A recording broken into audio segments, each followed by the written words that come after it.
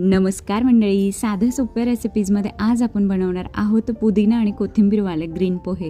बनवायला इतके सोपे आणि चवीला अप्रतिम असे पोहे कसे बनवायचे पाहूयात। आपल्याला लागणार आहे मुठभर कोथिंबीर, त्यापेक्षा अर्धे पुदिन्याची पानं, 2-4 हिरव्या मिरच्या आणि थोडीशी कढीपत्त्याची पानं यांची पेस्ट बनवून घ्यायची आहे। 1 कपभर जाड पोहे मी इथे घेतलेले आहेत आणि ज्या मिक्सरच्या भांड्यामध्ये आपण ग्रीन पेस्ट बनवली होती त्यामध्येच पाणी घ्यायचं आणि त्या पाण्यामध्ये आपण हे पोहे भिजवून घेणार आहोत। कढई तापत ठेवली, त्यामध्ये 1 चमचाभर तेल गरम केले, जिरे घालायचे अर्धा चमचा आणि बनवून घेतलेली पेस्ट छान परतून घ्यायची आहे। मुठभर ताजे मटार घ्यायचे 5 मिनिटांसाठी परतून आणि नंतर आपण त्यामध्ये 1 मीडियम साईजचा कांदा सुद्धा घालणार आहोत, तो सुद्धा छान परतून घ्यायचा आहे आणि नंतर आपण त्यामध्ये ॲड करणार आहोत थोडीशी साखर, खूप छान चव येते त्याची यामध्ये।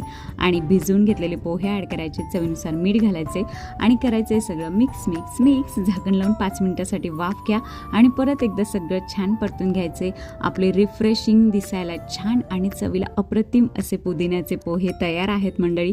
तुम्ही सुद्धा नक्की बनवून बघा आणि त्याचबरोबर चॅनलवर नवीन असाल तर अशाच युनिक आणि छान रेसिपीजसाठी चॅनलला नक्की सबस्क्राईब करा मंडळी। हे पोहे ना थोडेसे डाळिंबाचे दाणे, ओलं खोबरं किंवा मग बारीक पिवळी शेव घालून सर्व करा, खूप सुरेख बनतात मंडळी। व्हिडिओ शेवटपर्यंत पाहताय त्यासाठी थँक्यू सो मच, बाय।